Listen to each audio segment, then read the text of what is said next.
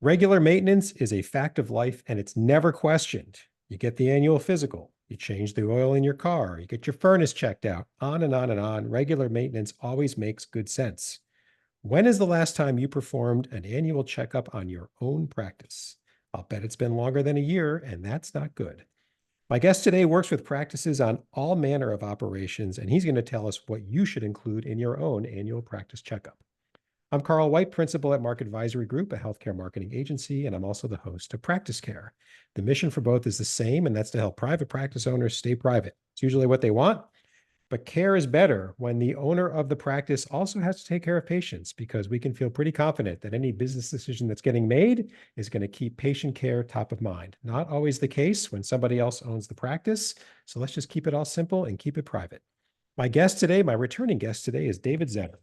David is the founder and president of Zetter HealthCare in central Pennsylvania and has over 24 years of operational and healthcare experience. David is nationally recognized for his speaking, presentations, and healthcare business expertise. He's well-versed in regulatory requirements, revenue cycle management, credentialing and contracting, compliance, coding and documentation, and a number of other things. He's considered an expert on Medicare, not only by his clients, but also through consultant colleagues and healthcare attorneys across the country. He's an expert on ERISA regulations, which protect over 80% of the claims in the US, and he knows how to stop payor recoupments dead in their tracks and what is legal and illegal in many payor contracts. We did a previous episode on that. If that sounds like you should seek that out right away. David's firm works with healthcare professional clients and facilities coast to coast in all areas of practice and facility management. David, welcome back once again. Thanks, Carl. Great to be here. It is. It's springtime here. It's like 70 something degrees up here in Chicagoland, which is, and it doesn't feel fragile. It's going to stay that way. So It's 80 plus here. It'll probably be 85 here today and 90 tomorrow. yeah, we had 80 something yesterday. So it moves from west to east, definitely. So we're talking about the annual practice checkup today. Anybody who hasn't heard you before, doesn't know you, just give us a bit more about you, about Zetter HealthCare. Fill in the gaps from that bio that I read. Sure. Started this business, started in healthcare 26 years ago. Wow. Came from food service, ran thousands of restaurants all around the country. So I knew business, knew nothing about healthcare, but didn't want to keep traveling 4 and 5 days a week. So went to work for a colleague or a friend of mine that owned a healthcare consulting and accounting firm. When I joined, I saw all the business that we were referring out to others. So became an expert in many fields. I have about 17 certifications.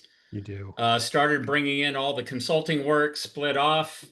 We've been doing this ever since, grown the business probably tenfold from when I picked it up. And we pick up 4 to 5 new clients every week and refer out just as many to other consultants every single week, because I'm kind of on the downside of my career and trying to slow down. But that makes it very difficult. So, Well, how's that anyways, going for we you? try to help out as many independent practices around the country as possible, because they are the most important aspect of U.S. healthcare. Yeah. Yeah. It's true about the designations. We're both a member of a group, and we have conferences, and they have the list of attendees, and David's name takes 2 rows because of all the designations that follow his name. It's something I've never seen before. It's a lot. Takes time and money. That's about it. Well, and staying up to date, and you're never going to beat David in healthcare Trivial Pursuit, probably. Let's put it that way. Hope not. Yeah. All right. So we're talking about the annual practice checkup. We're going to get into what you think ought to be in it, but I'm going to ask what might on the surface sound like a obvious question, but let's ask it anyway. What is the value of doing this? I wonder, how often let's have a 2-parter. With your client base, how often do you see it being done? I guess on their own. And what's the value of doing it? Why bother? How often do I see it being done on their own? Almost never. Mm-hmm. Most owners of practices, no matter whether they're a physician, a nurse practitioner, a PA, or any other, licensed clinical social worker, whatever the case, Mm-hmm. most people are trained clinically, but they don't know much about the healthcare side of the Hmm. business, Hmm. meaning the business side of healthcare. So they look to us for that expertise. Yeah. Most people do not know how their revenue cycle works. They don't know anything about billing. Most practices we find don't have good accounting support. Hmm. They have CPAs, but most CPAs, in my experience, hand out historical information, but Yeah. they don't help you strategize about how you improve your business. Yeah. CPAs think that their job is just to do, or at least I think many CPAs think their job is to provide a bunch of financial information, but you need to help the owners understand what the numbers mean Hmm. and benchmark those numbers to understand, geez, am I doing good? Am I doing average? Am I doing poorly? Is my Hmm. business going to stay in practice? Hmm. So if you don't review things, you have no idea where you are. Hmm. And how do you even move forward and improve if you don't have a basis to start with? Yeah. Yeah. So that's why you do an annual review. No different than, most HR people talk about annual reviews for their employees. Well, I am a certified HR professional, and I don't even agree with annual reviews for employees Hmm. because who, as a human, is going to remember everything that happened for 365 days? Right. Nobody writes notes, nobody puts notes in personnel files. Hmm. So you're not going to know what's transpired over that entire year. Yeah. And that's why most reviews are really about 30 to 90 days Hmm. of information. Hmm. So in this situation with a business, you want to review not only annually, but much more often. Hmm. And we can kind of get into all of We're that, gonna but get like an what's annual review yeah. is a good thing to do at a minimum, but Hmm. you really have a lot of information and reports that need to be reviewed much more often if you want to keep your finger on the pulse of your business. Yeah, and there's a different perspective of each one, and where that's a separate question. Absolutely. But one thing you said, we'll just pick on the accountants. They look historically. It's sort of implying and even the word review says what's happened. But should you also be looking forward? What do we want to get done in the next year? What are the big goals? Just looking for, how are we going to get there? Would you say that's part of an annual checkup review, also? Well, yeah. I mean, I just had a conversation with a brand new client this week that was thinking about bringing on another provider. Hmm. And I said, okay, fine. Wanted to know how he can bring on another provider, a contractor, Hmm. and remove all liability from his business. I said, not possible. Whether they're an employee or a contractor, if they're billing through your type 2 MPI, your type 2 MPI is going to be responsible for everything going through that business. Hmm. So that means your entity's at risk, and so are the owners. Hmm. So, I advised him, look, you don't have any revenue yet. Why would you be thinking of hiring another Oh, provider? good Lord. And how are you going to make sure that provider has business? And he wanted to pay them on a 60-40 split. So, he'd keep 60%, they'd keep 40. Well, guess what? Most medical practices, their overhead alone runs 50 to 70%. Hmm. So you're losing money. Mm. The minute even if you kept 60%, you're paying out 40 to that brand new provider. If you don't know what your overhead is, now you're developing a relationship based on no data Yeah. and no facts. Yeah. So you really need to understand your business so that you can determine whether you can even afford a new provider. And given that he doesn't have any patients yet, how do we usually look at how far out the initial provider is scheduled to determine whether you can even afford to bring on another provider. Yeah. Right. And then depending on how every single penny you're laying out for that provider, how do you make sure that provider is going to produce enough generated revenue to cover all their costs and at least some profit so that you're making some money off of them? Hmm. And then you can split the additional profits moving forward with that provider to incentivize them to work harder Hmm. if they so choose. So again, you need data so you can make good decisions. Hmm. Absent of data, you're making bad decisions guaranteed. Yeah. You might get lucky, but it's a coincidence. So you kind of went into the next Yeah. one, which is, so what do you focus on an annual checkup? I mean, this was a little bit different because, it was sort of point specific, but when you work with a client on, all right, let's do the annual checkup. Like, what are the broad kind of areas that you look at? Well, we're usually, each client is going to be different because we prioritize certain things that we want to look at. All of them include financials. Sure. I always tell my clients you should be reviewing your profit and loss or income statement, both Hmm. of the same thing. You should review that monthly. Hmm. That should be printed off from your QuickBooks, Sage, whatever accounting software you have. Hmm. You should also look at your billing reports to match up against those, your accounting and Hmm.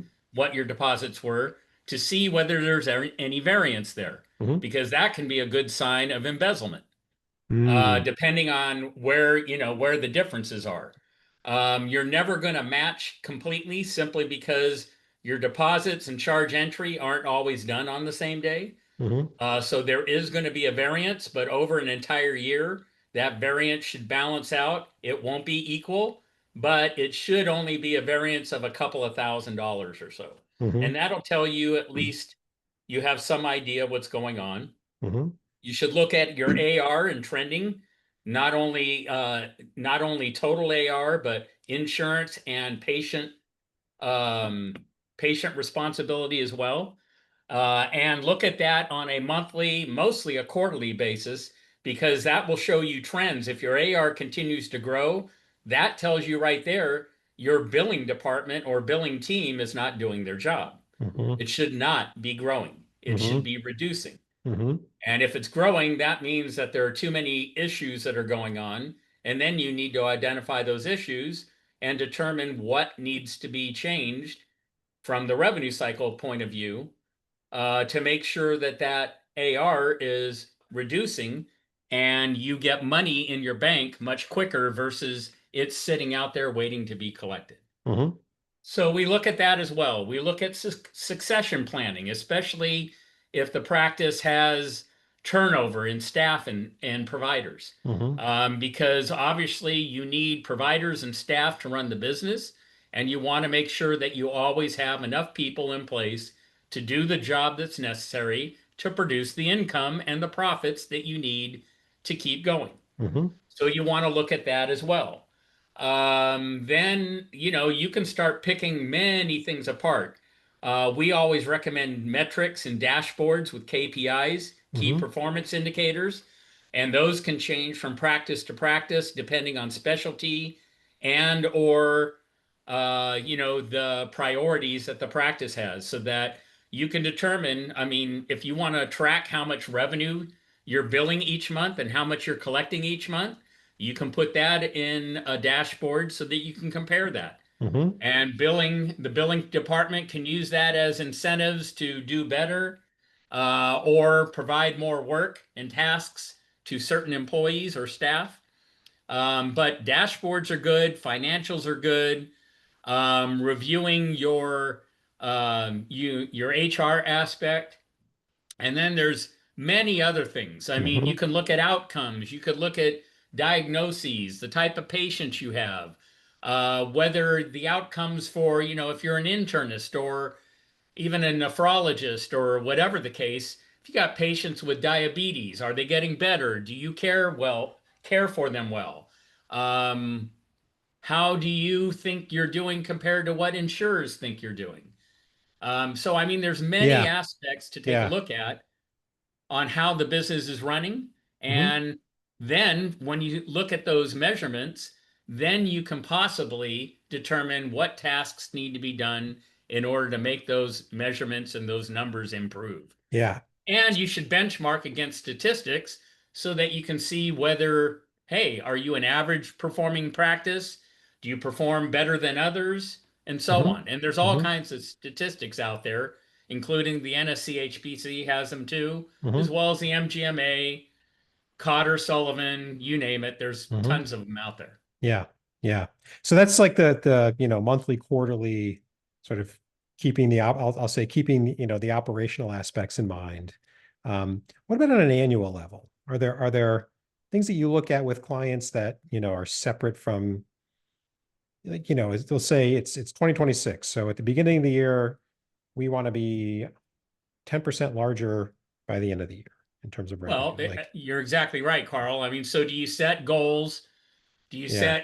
set, do you set priorities on where you want to be in the next 1 to 5 years? Hmm. So most often you've got larger practices that do a better job of this Yeah. because they have more owners. We end up having board meetings. Hmm. At those board meetings, we have a very full and tight agenda. We know Hmm. exactly what we're going to review. We make sure we hit every one of the agenda items, and we ensure that we make decisions Hmm. during every board meeting. Hmm. So, in a larger practice, we're going to have a strategic planning session each year, which Hmm. usually happens about the end of the third quarter, sometime in the fourth quarter of a year, Hmm. so that we can plan for the next year on what our priorities are and what we want to get accomplished. Hmm. And in order to do that, you've got to look at data. You've Hmm. got to look at your financials. You got to look at all kinds of things, Yeah. even possibly, facilities and maintenance. If you got a lot of equipment that's breaking down, you've been in practice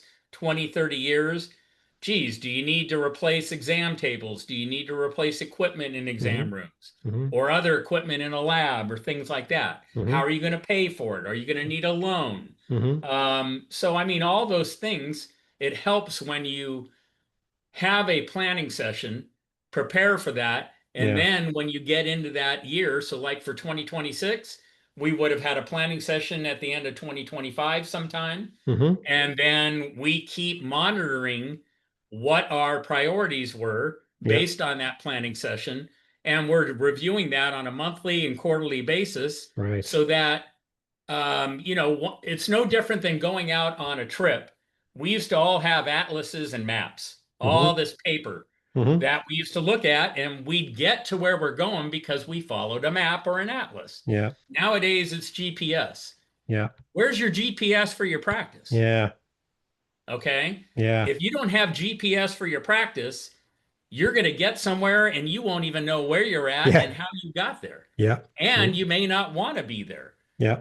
So it all depends. I mean, are you going to arrive where you wanted, or are you going to arrive somewhere where you didn't expect because you had no game plan? Yeah. Wherever you go, there you You are. I can forget who build a said it. crystal ball every time. It's no different than when we build a brand new practice for a client. We're building pro formas, budgets, and we are going to predict exactly where we're going to be. You can build a crystal ball that will perfectly predict where you're going to end up. You just have to know how to do it, and you have to have the data to do it. And Correct. then you will arrive exactly where you intended Yeah. as long as you continue to monitor that data and that performance. Yeah. It's such a useful exercise because you're right. You're going to end up somewhere. And so wherever you go, there you are. Why not choose that instead of not, you Yeah, know? exactly. And during the monthly and quarterly reviews that, you're doing, once you've looked at the monthly results and what's going well, how are we doing on our annual plan? That's the next thing. Things on track. Does anybody need anything? Absolutely. And a lot Um, of this information, most practices should have administration and staff, whether it's an office manager, whether it's a billing department, all of them have responsibility to force feed data and metrics to the mhm, owners mhm, so that they know what's going on. If mhm. you're an owner, you have a practice, and somebody isn't force feeding you this data so you know what's going on, I got news for you. They're not doing their job. Yeah, That's their responsibility to make you aware of what's going on with your business. yeah, They need to be a proponent for your business, lift you up, support you, and communicate what you're doing and where you're going, and help guide you in that effort. And yeah, if they aren't doing that, then you don't have qualified individuals running your business. yeah. And it starts with you, doctor owner, right? And just think about your patients. You require data to make a diagnosis. Of course, of course. It's the same thing. Diagnose anything, Exactly. but you're blindfolded without that. And none of this is like rocket science. I mean, none of it is. And once you No, kind it's of much easier. yeah, and once you get it set up, I mean, it becomes more familiar, it becomes more efficient. You start to be able to tell good from bad. Um, if you're doing this for the first time, don't let great be the enemy of good. Just the third or fourth year of setting up, like, what's our next annual plan gonna, it's gonna be better than the first one. Just sit through it, make sure you're powering through it. It does get better, but just running the thing every month and the I don't think it's enough. I mean, that way Yeah, that the I mean, last month it's worked pretty well. easy to Where are do you once you pointing? figure it out. Yeah, where are you pointing? There's so much available resource out there on what's a basic, business plan look like. Start there, But otherwise, last month was great. Awesome. 15 days from now, there could be a storm, and hope you're prepared. Yeah, life throws wrenches at you Yeah. every single hour of every day. Yep. Yep. I would say part of an annual plan is, what are the big risks we see? What, and how likely are they, and how bad would they hurt? It doesn't have to be a huge exercise, but anything coming down the pike that we ought to just prepare for. Um, Well, you think know, of this. So this wasn't an annual review, but this we were working with a very large cardiology practice.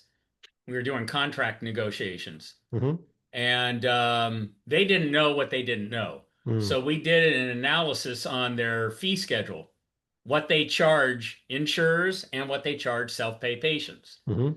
After we conducted that review on that fee analysis and what other, all the payers pay in the region, things of that nature, you're not going to believe this, but we found over $7 million in revenue that they Wow. were losing on an annual basis just because billing did not update and evaluate their charges. They would get paid 100% of whatever they charged, and nobody increased their fees. Wow. Then again, your listeners aren't going to be aware of this, but there are things called default rates. That's where a payer does not have a contracted amount for a certain service or Mhm, procedure. mhm, What they have is they pay you a percentage of your charge. mhm, Every payer has default rates, mhm. but you need to understand which services those are because once you change your fee schedule to cover, if you're charging currently, you're getting paid 60% of your charge. If you raise your charges, they're still paying you 60% of your charge if that's what your contracted rate is. But It's a you higher just number. increase your charge. So Yeah. you increase it $200. Guess what? Now you're collecting 60% of that additional $200. Mhm, So you have to understand what default rates are, mhm. and setting up fee schedules is not about setting it up as a percentage of Medicare. I guarantee every one of your listeners is losing money if Oh they yeah. did it that way. Oh yeah.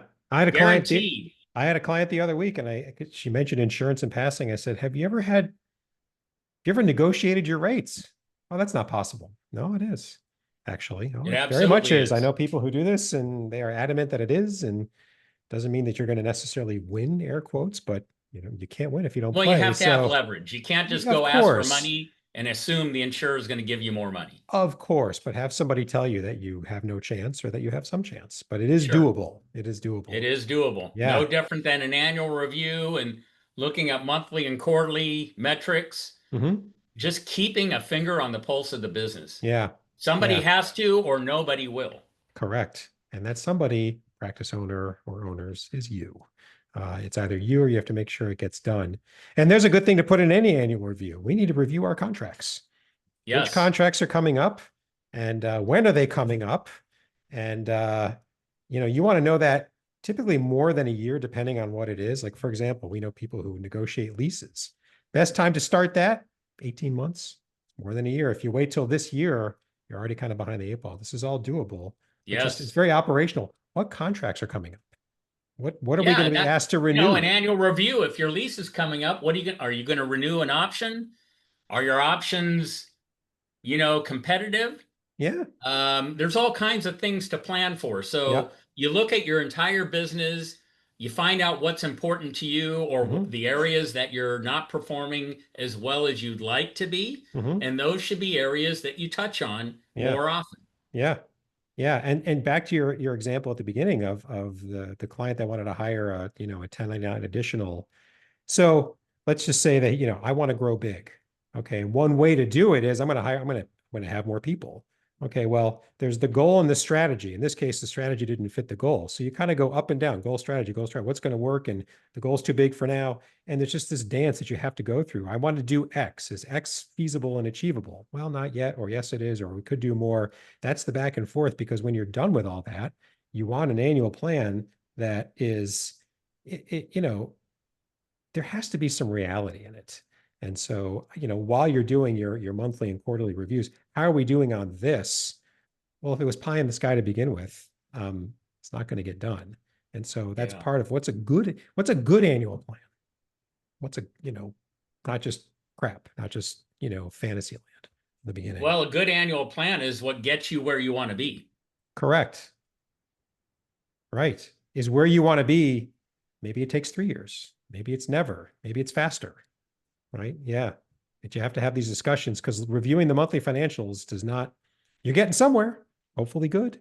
I But mean, think about it. We all have a human life. We have one human life.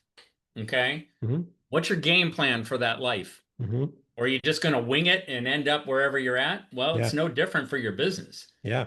If you control it, keep tight controls, look at numbers, look at your data, look at your metrics, hmm you can direct it exactly where you want. It's no different than putting your hands in the 10 and 2 position on your steering wheel. Right. You're going to end up wherever you steer it to. Yeah. And if you don't steer it, you'll end up someplace, as we said, where you don't want to be. Exactly. Exactly. Is there anything we missed on this, do you think? Well, I think there's all kinds of stuff that we Yeah. missed, but Yeah. In the in a context of short period of time, you're there's coming only so back, so much we we can can, yeah, discuss. exactly. In the context of what we've been talking about. But think about this. You've got financials, you've got HR, you've got facilities and maintenance, you've got operations. I mean, you think of all these types of areas running a business. Mhm, And in some larger practices, we assign one of those areas to each owner, and they kind of can make carte blanche decisions mhm, up to a certain amount, and then mhm, they've got to bring it to the board. mhm, So in larger businesses, you can spread that responsibility across several owners. mhm, In a small practice, you've got maybe one or two owners, mhm, but you can also utilize an advisor, you can utilize an administrator, an office manager to help you with this. mhm. But they need to understand and know how to do this in order to direct you in the proper fashion. Yeah. So, as I always state, when you're trained clinically in healthcare, you need to surround yourself with experts in the business of healthcare that Mhm, are going to make you successful. mhm, That is their total mission. mhm. If they aren't making you more successful, I suggest you really look at that relationship and then possibly replace that person with somebody where their mission is to completely support you and make you successful and help you reach the goals that you intend to. No different than if you're a young doctor, 40 years old, 30 years old, starting your new practice. How are you going to educate your kids when they grow up? What do you want to do for retirement? Is there a game plan? I'm Yep. not a financial planner, but I'm still all about you don't need debt. How are you going to pay it off? And Mhm. what's the game plan?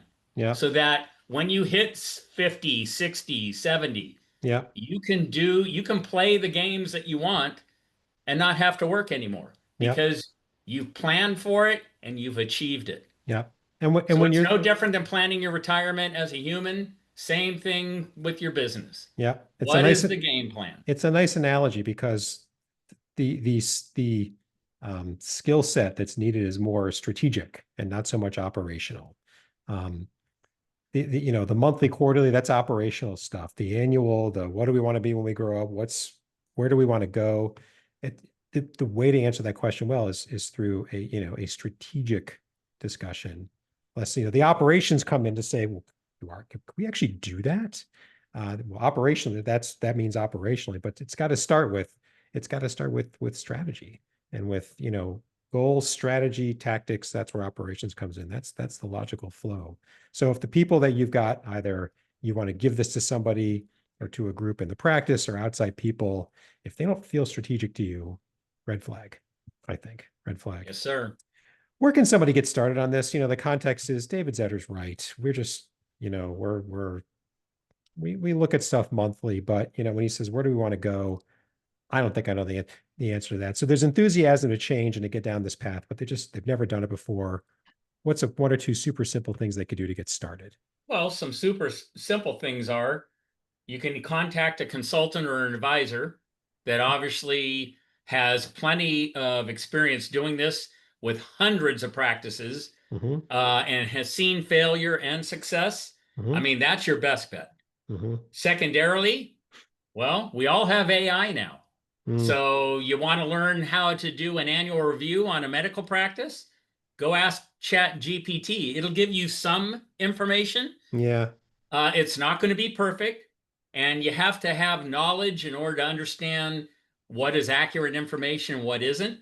So, I mean, that can give you a head start. But if you really want to do it right, you need to bring in either an administrator, an advisor, a consultant that has experience doing this and can lead you down the path. Once you learn it, then you can do it on your own. I mean, that isn't an issue. It's not like you've got to keep that advisor forever. I mean, it's all about, I'm a consultant that, look, I'm going to work with a practice as long as they need us and want us, and we're doing a good job for them. But at some point, we're going to release them off in the world, no different than a bird tosses its baby out of the nest and teaches it to fly. Yeah. Give it roots and grow wings. So you want to give somebody roots so that they learn and they have values and morals, and then toss them out of the nest to make them fly. And that's what a consultant does for a business. Yeah. That's what an administrator should be doing for a business. That's what you want to seek for your business. Somebody that's going to give you roots and then make you fly. Yeah, I love it. It's an excellent answer. I have nothing to add to that. Just get smarter about it. Start getting smarter about it. Business planning for medical practice owners. How about that?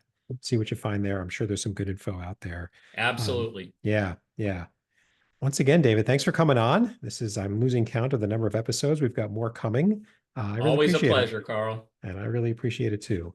So we've got your contact information. They're in the show notes for this episode. Anybody who became interested in what David had to say and wants to contact him, now you've got another way to do it. Two quick things before wrapping up. First, please subscribe to Practice Care if you haven't already. One word, easy to find. We're everywhere. New episode every week, and that's the easiest way to stay up to date.